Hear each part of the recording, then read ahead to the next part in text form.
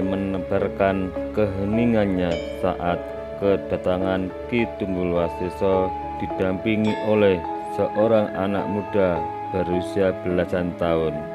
Sikapnya begitu gugup ketika memasuki ruangan yang ditunjukkan oleh salah seorang pengawal kadipaten.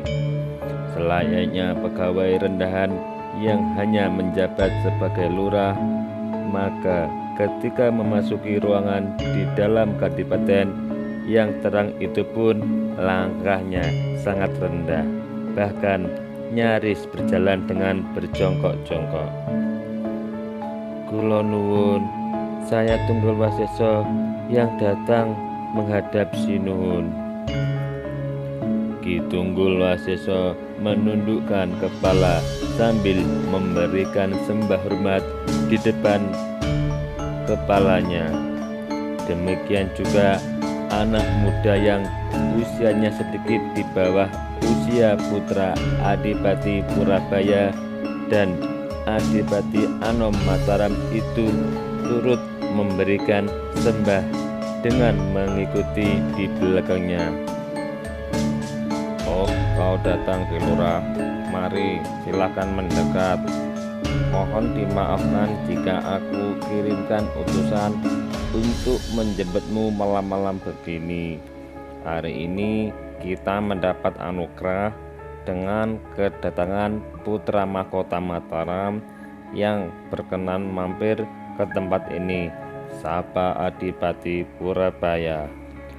Dengan sedikit menengadahkan mukanya, Ki Tunggulwaseso kembali memberikan sembah kepada anak muda yang berbusana terang dan indah di atas kursi tak jauh dari jongkoknya.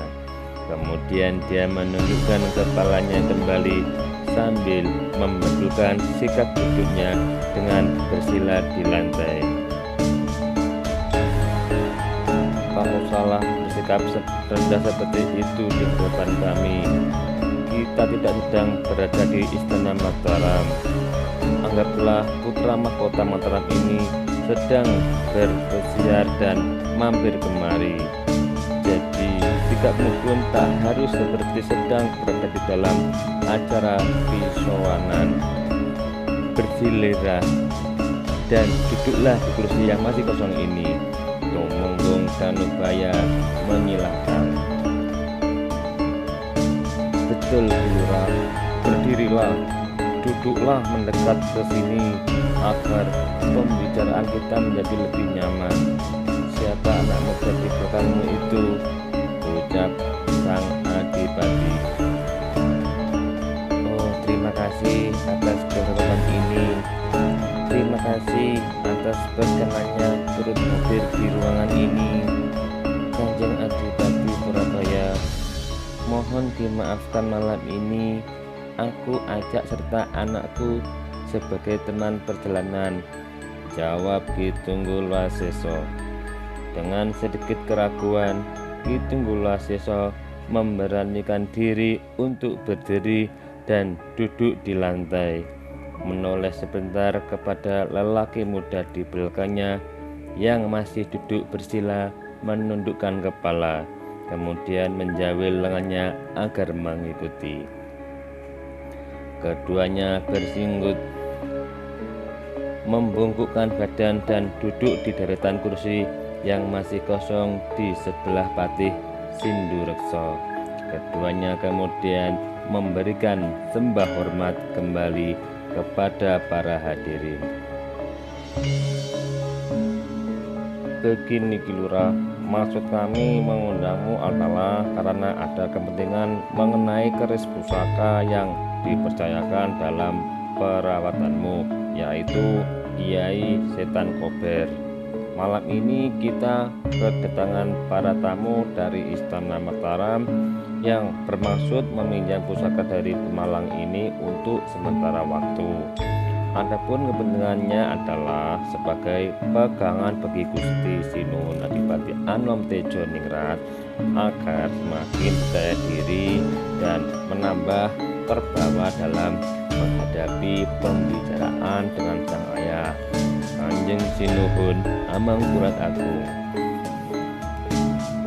Rombongan dari Mataram ini sebenarnya baru pulang dari Keraton Cirebon. Aku sendiri mendapat keputusan dan dipercaya oleh Sinuhun Amangkurat Agung sebagai wakil dan orang yang dituakan bagi anak Mas Adipati Anom Mataram ketika menghadap Adipati Kasepuhan Cirebon.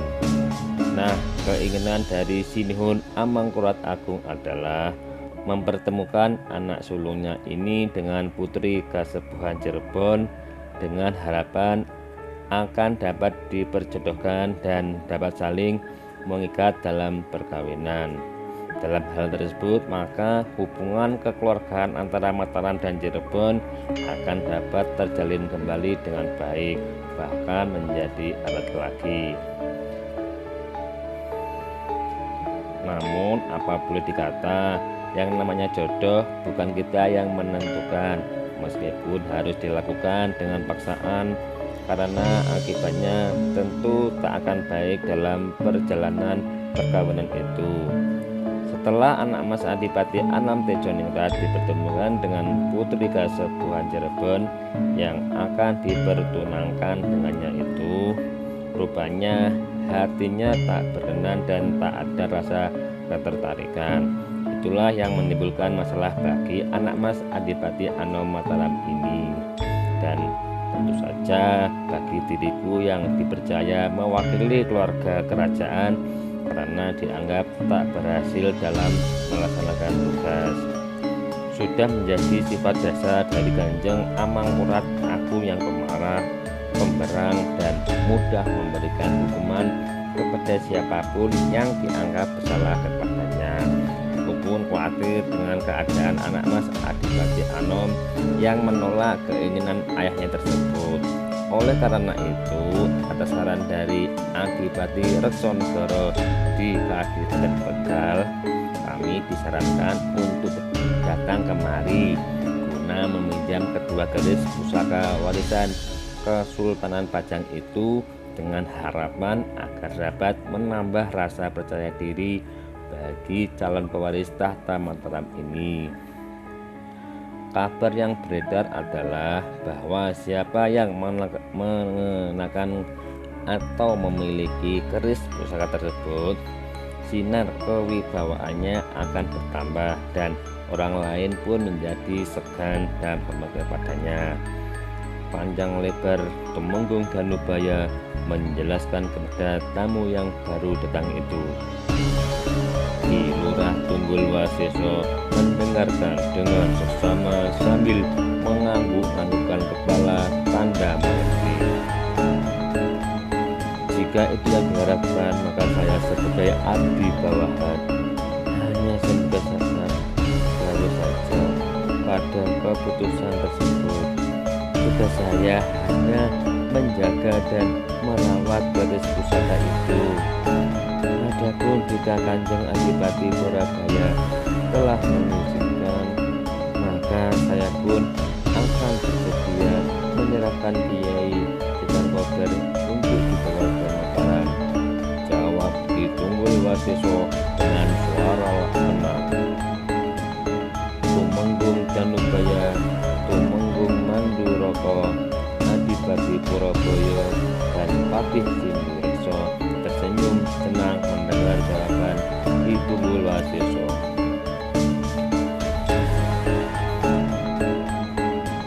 Kita sebagai bawahan dari Mataram sudah semestinya patuh dan tunduk pada keinginan dan keputusan dari Wong Agung Mataram ini.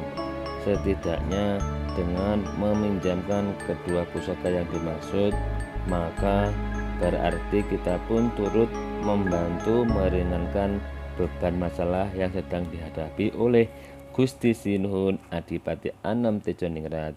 Bukankah begitu saudara-saudara sekalian? Ucap Patih Sindurekso. Semua yang hadir pun mengiyakan pendapatnya dengan menganggukkan kepala dan tersenyum.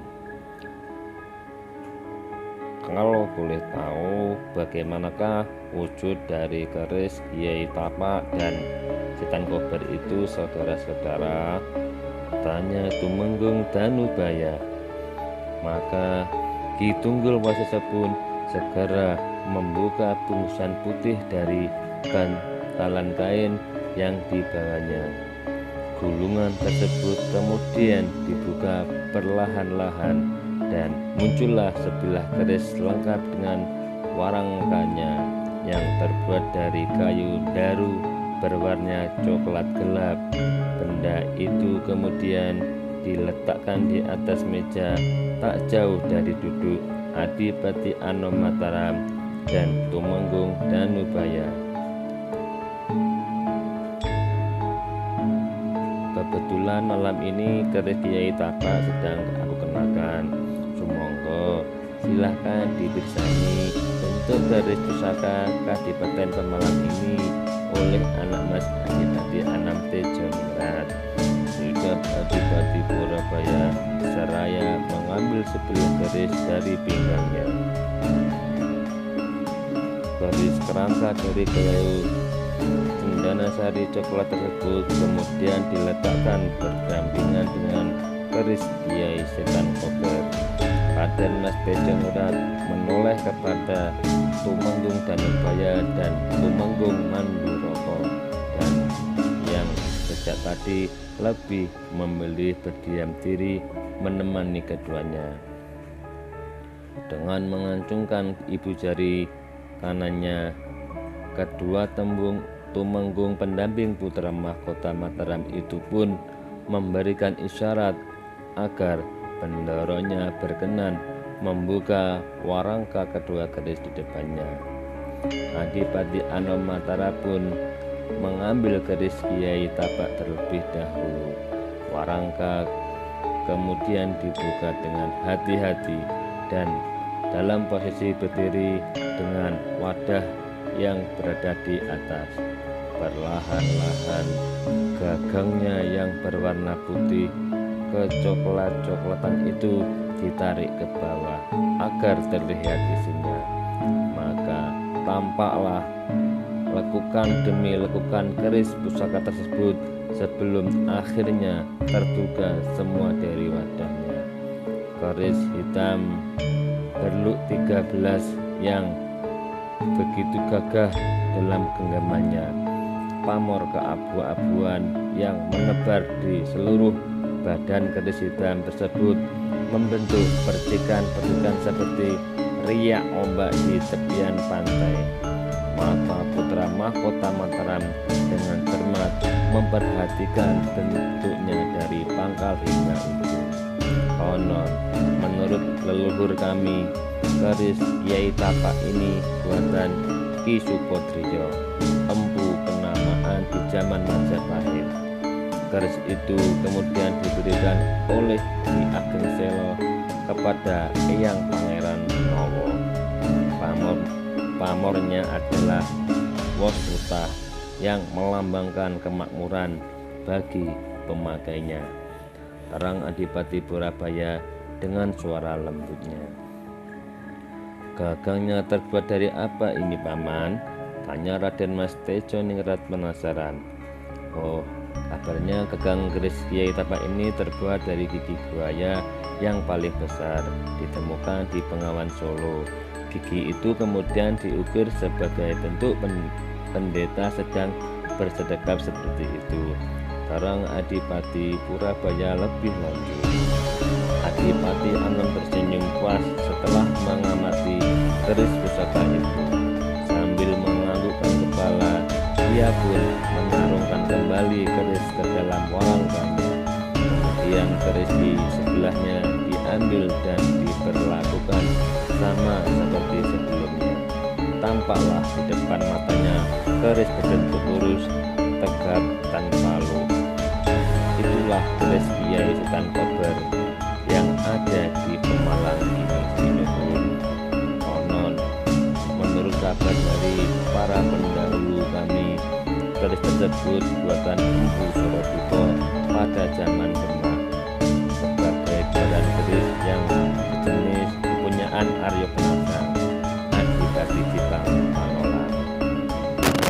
Ini diberikan oleh Pangeran Sekar Sedolepen sebagai pusaka pajang kata Joko Tingkir sebelum membangun negara Pajajaran.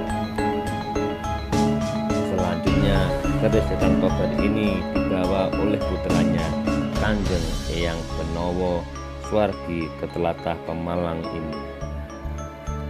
Terang Kilurah Tanggel Waseso dengan suara tak kalah berhati-hati. Raden Mas Tejoningrat tersenyum mendengar penuturan Kilurah Tunggul Waseso. Keris di tangan disarungkan dalam warangkanya, kemudian diletakkan kembali di atas meja. Kepalanya pun ditolehkan kepada Tumenggung Danubaya yang selama perjalanan itu dianggap sebagai wakilnya. Yang dipandangi mengerti maksud Raden Mas Tejoningrat. Maka dia pun segera turut memeriksa keris pusaka yang berada tak jauh di depannya. Dengan cermat, Tumenggung yang pernah menjadi orang kepercayaan dan patih di zaman Sultan Ageng itu menyaksikan bentuk keris Kiai Tapak yang indah itu. Matanya menyapu dari ujung hingga pangkal keris. Juga gagangnya yang berukir bagus itu. Kepalanya menggeleng takjub akan kegagahan benda pusaka yang teracung di tangan kanannya. Demikian pula yang dilakukan oleh Tumenggung Manduroko yang pendiam itu. Ia turut menyaksikan dan teliti dengan sungguh-sungguh bentuk keris Kiai Setan Kober yang tergeletak di depannya. Kepalanya mengangguk-angguk seperti yakin bahwa benda pusaka di depannya memiliki tuah yang luar biasa dalam anggapannya. Sebentar kemudian keris itu disarungkan kembali dengan penuh kehati-hatian. Selanjutnya dia menghormati peninggalan bersejarah itu dengan menempelkan di dahi sebelum meletakkan kembali ke atas meja. Semoga dengan keikhlasan pinjaman kedua pusaka ini kami menjadi semakin percaya diri untuk pulang ke Mataram esok hari. Gumam Tumenggung Danubaya. Nyuwun sewu Ki Tumenggung, bukannya berniat lancang dan bermaksud keberatan atas dibawanya pusaka yang dipercayakan kepada saya. Namun besar harapan kami sekeluarga dengan kehadiran Priagung Mataram di tempat ini. Sudilah kiranya kami keluarga Lurah Warurejo diperkenankan menitipkan anak kami ini agar turut serta ke ibu kota Mataram. Ucap Ki Tunggul Waseso berhati-hati. Suaranya terdengar bergetar sebelum menyembah hormat dengan lebih menundukkan badan. Semua hadir saling berpandangan mendengar permohonan lurah tersebut, sedangkan anaknya masih tertunduk diam dalam duduknya. Tumenggung Danubaya kemudian menoleh pada Raden Mas Tejoningrat untuk meminta pertimbangan. Adipati Anomutaram tanggap dengan tatapan Tumenggung Danubaya. Ia pun kemudian menganggukkan kepala sebagai isyarat setuju dengan permintaan Ki Tunggul Waseso. Namun tiba-tiba Tumenggung Manduroko yang pendiam itu mulai berniat mengucapkan pendapatnya. Kang Mas Lurah Tunggul Waseso, siapa nama anakmu ini dan memiliki kepentingan apa ikut ke Mataram selain mengantarkan keris pusaka yang dipercayakan kepadamu itu? Sekali lagi mohon dimaafkan jika saya lancang mengutarakannya, Sinuhun. Sebenarnya sudah cukup lama anak lanang saya ini berkeinginan langsung kauroh di ibu kota Mataram. Sebagai orang tua, kami sekeluarga telah menyaksikan bakat anak saya ini dalam kegemaran di bidang seni cukup besar. Sangat disayangkan jika kepandaian itu tidak dikembangkan lebih matang lagi, dan tanpa adanya pengalaman dan guru yang lebih baik lagi untuk mengasah bakatnya. Sebagai orang tua, saya pun berkewajiban untuk mendukung keinginan dan harapan anak sendiri yang sangat besar minatnya di bidang seni dan kebudayaan itu. Jawab Lurah Tunggul Waseso masih dengan kepala menunduk. Ya, apa namamu dah bagus? Bakat apa saja yang kau miliki itu? Tungkas Tumenggung Manduroko langsung kepada yang bersangkutan.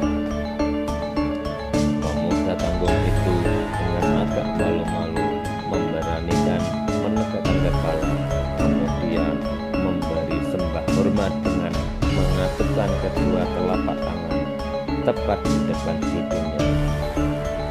Nama saya Bagus Durun Kinuhun. Betul apa yang disampaikan oleh Bapak, bahwa saya berminat menimba ilmu untuk memperdalam kepandaian saya dalam bidang sungging, pedalangan, serta kasusastran. Jawabnya masih malu-malu. Oh, itu kepandaian yang sangat langka, Ger. Sangat disayangkan jika bakatmu itu tak diasah lebih mendalam dengan pengalaman dan belajar kepada guru yang lebih baik lagi. Apalagi istana pun membutuhkan orang-orang yang ahli sastra, tulis menulis, dan tatah sungging, ucap Tumenggung dan Nubaya cepat. Apakah kau pandai menyungging? Kalau begitu, tentu kau bisa membuatkan gambar-gambar bagus. Bisakah kau membuat gambar wajahku? Tanya Raden Mas Tejo Ningrat dengan tatapan kagum.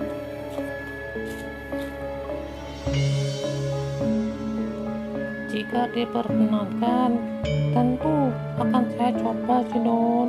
Jawabnya cepat, namun dengan suara lembut seraya memberikan sembah hormat. Baiklah, kau akan kami ajak bersama ke Pantara besok pagi. Memang sangat disayangkan jika kepandaian langka itu hanya tetap berada di sini. Kalau nasibmu mujur dan memiliki tekad kuat, bukan mustahil kelak kau akan menjadi juru sungging dan juru sastra di Istana Mataram, ucap sang putra mahkota. Terima kasih, Sinuhun. Itulah yang selama ini saya idam-idamkan, yakni bisa belajar lebih baik lagi di kota Raja Mataram. Jawab Bagus Burhan sambil berkali-kali memberikan sembah sebagai ucapan terima kasih. Tentu merupakan berkah dan kebanggaan bagi diri saya sendiri atas perkenan dari Sinuhun Adipati Anom Tejo Ningrat. Terima kasih atas kebaikan hati untuk mengikutsertakan putra saya dan putra Kelurah Tunggul Waseso ke kota Raja Mataram. Agar tidak merepotkan, maka sudah saudaranya kami mempersiapkan kendaraan sendiri bagi keduanya.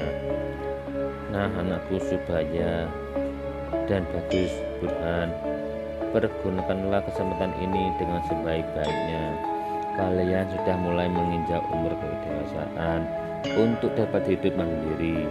Belajarlah yang tekun dan pandai-pandailah kalian menjaga diri di tempat yang jauh dari perhatian orang tua. Kalian telah menginjak usia dewasa sehingga sudah saatnya berani menentukan hidupmu sendiri. Bertanggung jawablah atas segala tindak dan perbuatanmu, baik dan buruknya akan kau sandang di sepanjang usiamu. Jika berbuat baik, orang tuamu tentu akan bangga. Namun jika kelakuanmu buruk, maka nama baik orang tua pun akan tercemar. Jaga dirilah baik-baik dan junjung tinggi nama baik orang tua dan keluargamu. Kalian adalah wakil dari Kadi Kecil ini. nama baik tempat ini akan kau pikul pula sebagai taruhannya. Mikul dhuwur mendem jero, istilahnya anak-anakku, ucap Adipati Purabaya. Kedua anak muda belasan tahun itu pun mengangguk mengerti kata-kata petuah para orang tua itu. Subajaya dan Bagus Burhan kemudian memberikan sembah hormat kepada semua hadirin yang duduk melingkar meja walam itu. Rupanya malam terang di luar sana telah merestui rencana kedua pemuda pesisir itu untuk menapai petualangan dan pengalaman baru bagi perjalanan hidupnya. Aroma semerbak bunga-bunga arum dalu di taman sekitar Pendapa Kadipaten menebar hingga ke dalam ruangan karena terhembus oleh angin malam.